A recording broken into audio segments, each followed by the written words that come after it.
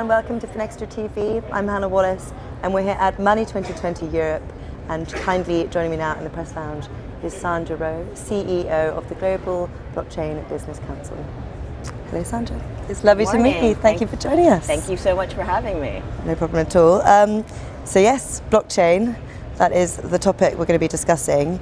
And now there's a lot of hype around blockchain, but we're starting to see some real sort of true developments and use cases. So to start off though, can you tell us what are sort of the biggest opportunities you're seeing come to fruition, as it were?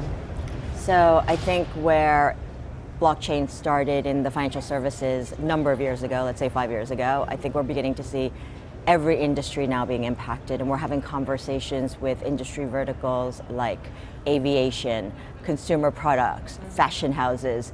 A lot of it's around supply chain, track and trace as use cases, but where I find some of the biggest opportunities will be are areas where we probably haven't imagined, where we put together record keeping, data management, and payments embedded in systems where effectively you have frictionless movement of data, or near frictionless movement of data and payments and data as value, all happening in one go. And I think this is a world that is beginning to emerge, but it will take a while before we build out the full infrastructure. But it is happening. So that's the sort of the benefits in terms of the financial services, but do you see some sort of social benefits with blockchain as well? Absolutely. I left my former corporate job to focus on blockchain for social impact, and I spend a great deal of my time on the education piece, as well as making sure that we create an opportunity set that is global. I think this is one of the technologies out there where there's truly sort of a grassroots democratization angle, and that should inspire people, because when we think about the way systems work today, they work for some, and they work very well for some, but there are a lot of people left out of financial access. That includes financial inclusion, as people like to talk about it.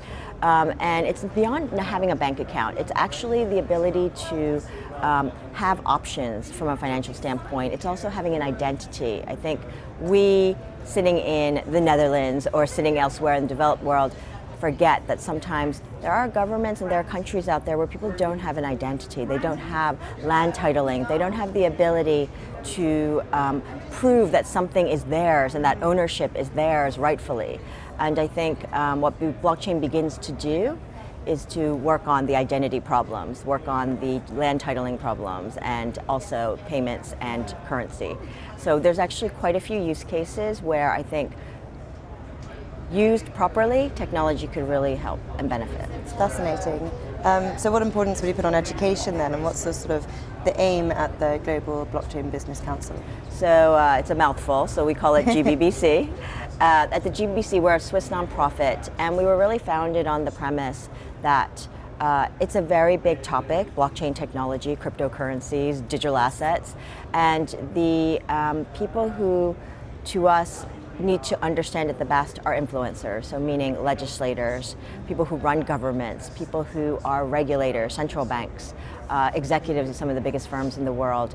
And what we do is we help level set that understanding. We try to act as sort of the neutral body that explains, here's what's going on from a macro level. We talk to big governments, we talk to small governments. We try to, again, as I said, diversify and democratize the opportunity set. So when we get small islands in the Caribbean whose leaders want to talk about what the opportunities are for their country and blockchain, we'll go there and we'll have those conversations, just as we will with going to Washington, D.C. and seeing some of the more larger legislators out there. And also our view is this opportunity also helps government. The lack of trust in the world should be problematic to everyone. The lack of trust in institutions, the lack of trust in government. There are statistics out there, which I don't know off the top of my head, but the trust factor is really at a low across the board. And I think what blockchain can help do is create the transparency for governments to use and harness to basically say, you don't have to trust me as a politician, but here's the data, here's what's on record. And I think that would help start building the trust that I think is lost in institutions like government. And that brings me to my final question. I want to talk to you about the podcast you'll be speaking on, the title of which is Centralized versus Decentralized, Yes. Securities versus Utilities, and the Future of Programmable Money. Yeah. So can you tell me what the thought behind the podcast is and what you're hoping to sort of cover? Yes. Well, in 30 minutes, we're meant to cover all those 3 topics, and that's going to be a very big challenge as it is.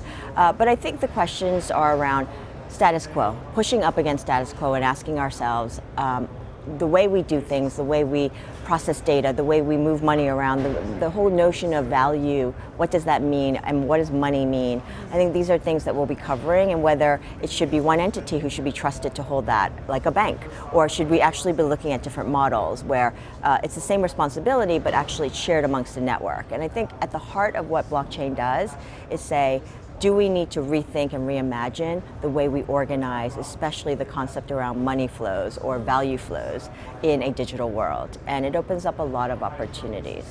But I will leave you with one final thought, which is programmable money is a good concept in the sense of, if you want, let's say you are a government and you're giving out social benefits and you would like it to only go for food and rent and things that you actually intend it for. You could argue, you could program that, and that would be a very good thing. But the flip side of that, the dark side of that, is the government will then be able to track transactions of what citizens are doing. I think we need to be very careful about what this technology will do for us as a society, but then what the guardrails will be and lines we do not cross. Fascinating, and I can't wait to listen to the podcast. Sandra, thank you very much for coming and speaking with us. It's been a pleasure. Really appreciate it. Thank you.